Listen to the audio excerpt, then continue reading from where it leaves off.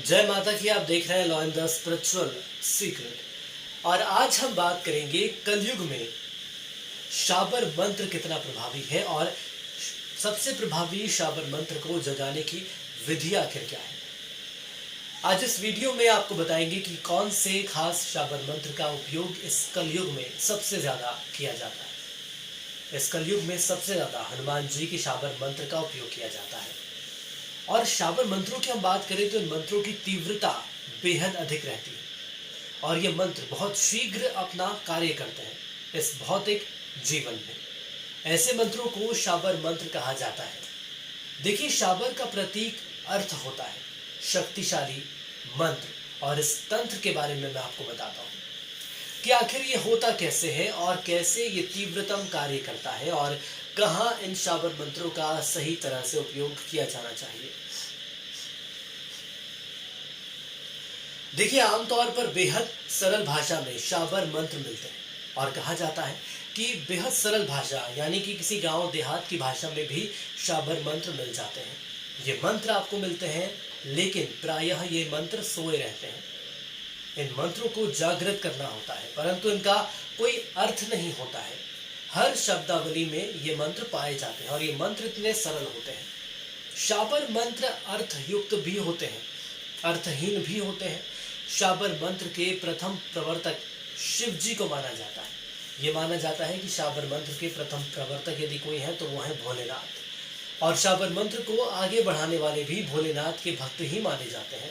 सिद्ध और नाथ संप्रदाय ने परंपरागत मंत्रों के मूल सिद्धांतों को लेकर बोलचाल की भाषा में इन मंत्रों को जन्म दिया है, या ये कहा जा सकता है कि बोलचाल की भाषा में इन मंत्रों को धरातल पर उतारा है।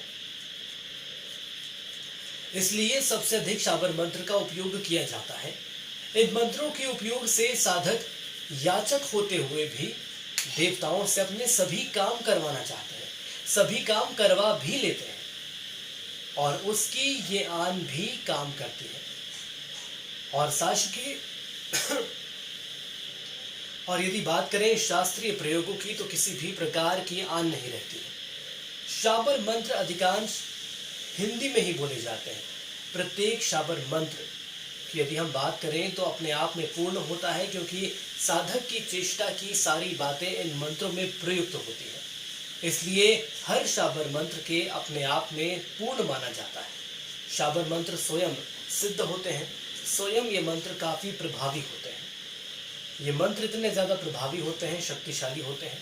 शाबर मंत्र के शब्द सुगम होते हैं और इन मंत्रों का अर्थ निकालने की जरूरत नहीं होती है। शाबर मंत्र से हर समस्या का निवारण हो जाता है। हर वर्ग, हर समुदाय का व्यक्ति इन मंत्रों का विधि पूर्वक उपयोग कर सकता है और ज्यादा से ज्यादा लाभ अर्जित कर सकता है। ऐसा कुछ नहीं है कि कोई विशेष संप्रदाय का व्यक्ति है तो ही इस मंत्रों का उपयोग कर सकता है। देखिए, इनकी साधना अधिकतर भौतिक उद्देश्यों के लिए होती है और पृथ्वी पर भौतिक और तीव्र शक्ति का प्रतिनिधित्व यदि कोई मंत्र करता है तो वो शाबर मंत्र है। अधिकतर लोग योग साधना करने वाले साधक ही इन मंत्रों का उपयोग करते हैं और ये मंत्र भौतिक उद्देश्यों की जल्द पूर्ति करते हैं। जो आपकी इच्छाएं हैं उन सभी इच्छाओं को यदि सबसे पहले कोई कर सकता है तो वो शाबर मंत्र होता है। तो आइए जानते हैं साधना की जानकारी कि आखिर कैसे एक आम साधक या एक आम भक्त साधना कर सकता है और मंत्रों को जगा सकता है। देखिए, इन मंत्रों में ज्यादातर गुरुओं की आवश्यकता नहीं होती है, क्योंकि इनके प्रवर्तक स्वयं सिद्ध साधक होते हैं। इसीलिए आपको इसकी साधना के लिए या मंत्रों की जागृति के लिए गुरु की आवश्यकता नहीं पड़ेगी। लेकिन अगर कोई निष्ठावान साधक आपका गुरु बन जाए तो भी कोई दिक्कत नहीं होनी चाहिए। किसी होने वाली अनहोनी से तो जरूर बचाया जा सकता है। ये तो बात साफ है कि यदि कोई गुरु आपका बन जाता है तो वो आपको कोई अनहोनी होने वाली होती है तो उससे बचा लेता है। साधना के दौरान आप किसी भी रंग के वस्त्र या धोती पहन सकते हैं,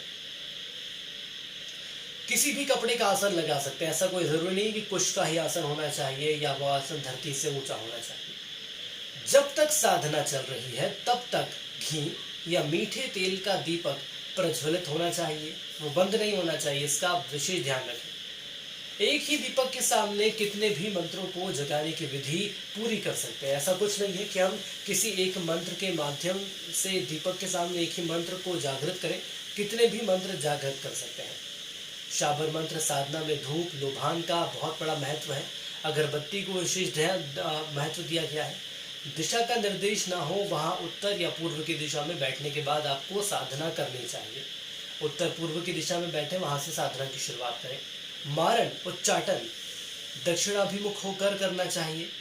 मुसलमानी मंत्रों की बात करें तो साधना पश्चिमामुख होकर करना चाहिए। और जहाँ तक माला का जिक्र यदि नहीं भी होता है तो किसी भी माला का उपयोग आप कर सकते हैं। ऐसा कोई ज़रूरी नहीं है कि रुद्राक्ष की माला हो। हाँ, ये बात अलग है कि रुद्राक्ष सर्वश्रेष्ठ माना गया है। वैष्णव देवों के विषय की हम बात करें तो तुलसी की माला, मुसलमानी मंत्रों की बात करें तो हकीक की माला का प्रयोग करना चाहिए। माला संस्कार आवश्यक नहीं होता है। एक ही माला पर कई मंत्रों को जगाया जा सकता है, इसमें कोई भी आपत्ति की बात नहीं होती है। शाबर मंत्रों की साधना में ग्रहण काल का अत्यंत महत्व होता है। ग्रहण काल का अपने सभी मंत्रों से ग्रहण काल में एक बार आपको हवन अवश्य करना चाहिए। अब इससे क्या होता है, इससे ये सारे मंत्र जागृत रहते हैं। इसके साथ ही हवन के अंत में स्वाहा लगाने की भी आवश्यकता नहीं होती है। जैसा भी मंत्र हो, पढ़कर अंत में आहुति बस आपको देना चाहिए। शाबर मंत्रों पर पूरा विश्वास होना चाहिए। साधना काल में एक समय भोजन और ब्रह्मचर्य का पालन करना जरूरी होता है। देखिए, जब आप किसी चीज को हासिल करना चाहते हैं तो उसके लिए आपको किसी चीज को त्यागना भी पड़ता है, किसी चीज को रोकना पड़ता है। दिन हो या रात, किसी भी समय आपको शाबर मंत्रों को जागृत कर सकते हैं, इसमें कोई समस्या नहीं आती। और एक बेहद महत्वपूर्ण बात यह है कि शाबर मंत्रों का उच्चारण बेहद साफ होना चाहिए। इसमें गलती की गुंजाइश बिल्कुल नहीं होती। कोशिश करिएगा कि जब भी आप शाबर मंत्रों का उच्चारण करते हैं तो उस दौरान गलतियां ना हो, वर्तनी की गलती ना हो, बोलने की गलती ना हो, क्योंकि शाबर मंत्र बेहद शक्तिशाली मंत्र होते हैं। और भौतिक सुखों की यदि आपको प्राप्ति करनी है तो आपको शाबर मंत्रों को जागृत करना होता है। इसके लिए मैंने आपको विधि ज़रूर बता दी है। साथ ही साथ आप ये भी मान लीजिए कि यदि गुरु आपके साथ नहीं है तो आपके साथ कोई अनहोनी होने वाली तो नहीं है, लेकिन यदि गुरु आपके साथ रहते हैं तो बहुत अच्छी बात है। इससे क्या होता है कि यदि आपकी पूजा को किसी बाबा के द्वारा, किसी ओझा के द्वारा या किसी भी गुरु के द्वारा रोका जाता है या अनुष्ठान में रोकने की कोशिश की जाती है, तो जो आपके गुरु रहते हैं वो गुरु अपनी शक्ति के माध्यम से उसको रोक देते हैं, जिससे कि जो आपकी साधना है, जो आपका जो हवन पूजन का जो अनुष्ठान चल रहा है वो लगातार होता रहता है, वो रुकता नहीं है।